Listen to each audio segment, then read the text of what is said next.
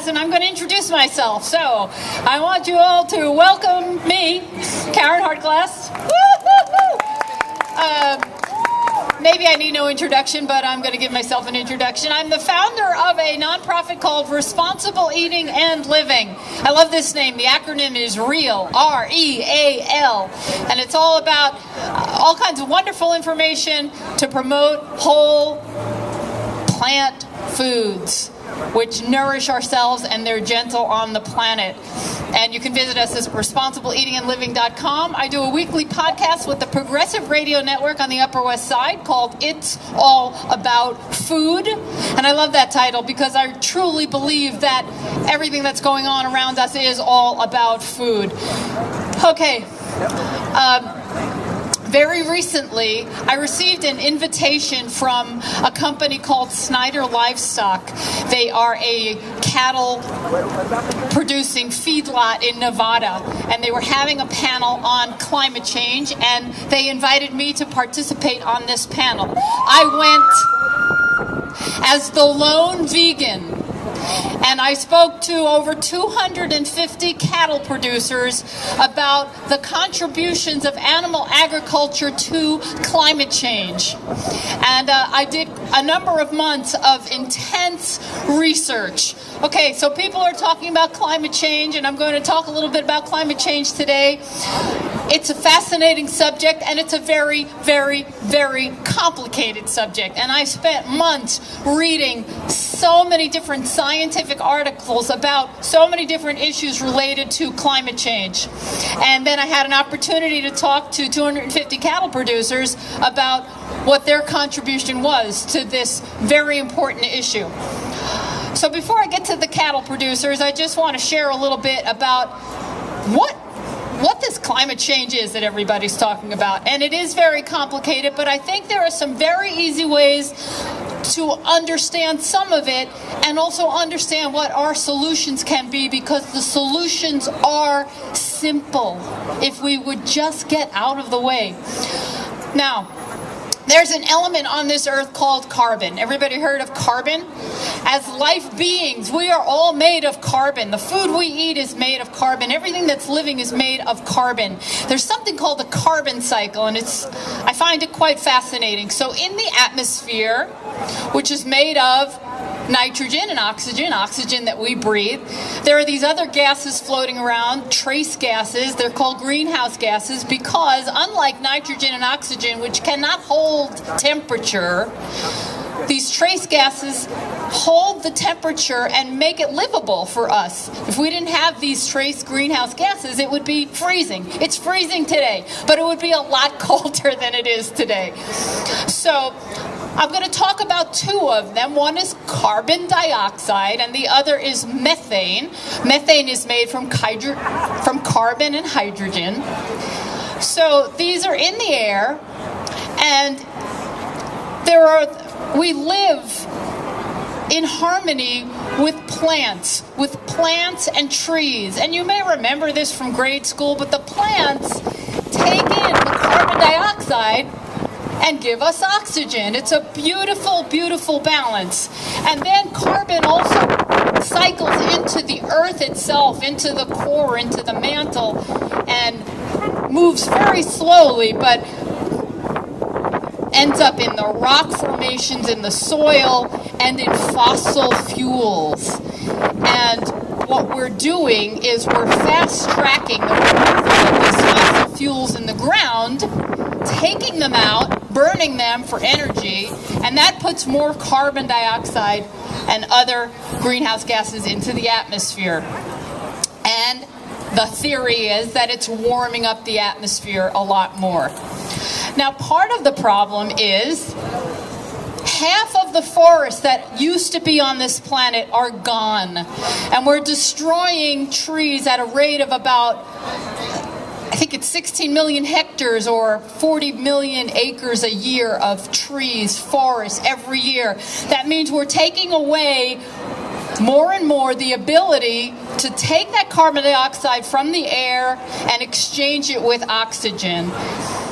Now, one of the reasons why we're removing all of these forests, there's a lot of different reasons, but there are a lot of people on the earth, and we need places to live, and we need places to grow our food. So we get rid of the forests, and we replace them with beautiful buildings and all kinds of cars and trucks and stores. And I think that we can have a balance with this type of lifestyle, but right now things are out of balance. And the reason why things are out of balance is because many of these forests have been destroyed for agricultural purposes, but to grow plants, to feed animals, to feed people. Now, if we could all get back to eating primarily plants and not growing those plants for animals to feed people, but just primarily plants to feed people, then we can free up a lot of that agricultural land and start putting the trees back. We need to put the trees back. A massive reforestation project all around the world. Unfortunately, that's not the direction we're going in, and it absolutely must happen because we have to get this carbon dioxide and methane gas and other greenhouse gases, we have to get it sequestered back into the earth, and our trees are really the only friends that are going to do that for us. Okay, so then people will say, well, but we need all of this farmland. We need to be growing all this food. So how can we put forests back in this farmland? And the answer is pretty simple. If we stopped growing plants to feed animals, to feed people, there'd be enough farmland to feed people, and there'd be plenty of land left over to put the trees back. It's a very simple scenario. Now, the other part of it, of course, is we're using all these fossil fuels because we need all of this energy, and there's a lot of technology that needs to happen. And there's a lot of discoveries that are going on with solar and wind and all kinds of incredible things out there that are going to take the place of fossil fuels. It will happen. The thing is, we need time. There are organizations that are predicting it's going to take about 20 years and trillions of dollars in order to change our energy infrastructure to a clean energy infrastructure. The question is, do we have that time? And this is where understanding climate change really matters, because there are some people that will say we've already reached the tipping point and the earth is going to warm up and we've already run out of time. There are some people that are saying that 2017 is the magical tipping point day. And then there are others that say we have 10 years or 20 years or 30 years. The thing is, we really don't know. But if we are going to have time to replace our energy infrastructure with a clean, sustainable, renewable energy infrastructure, we need to be doing things absolutely today, right now, in order to buy that time so we can get the technology going. And the only thing that we can do today, and this is every one of us, is to reduce and eliminate the consumption of animals. It's that simple. That's the only thing that's going to buy us time. Now, how does that work? Well, raising plants to feed animals, to feed people. One of the things that animals do, especially cattle, is they give off methane gas. Now, animal agriculture is the #1 contributor to human-induced methane gas, and methane gas is a greenhouse gas, and it's far more powerful than carbon dioxide. A lot of people are talking about carbon dioxide. Well, methane heats up the environment about 28 times more than methane gas. It depends on the time frame that you're looking at it in, and this is in a 20-year time frame. Methane is actually, people look at over a 100-year time frame, and methane is around 25 times more powerful than carbon dioxide. But in a 20-year time frame, not a 100-year time frame, it's 86 times more powerful than carbon dioxide.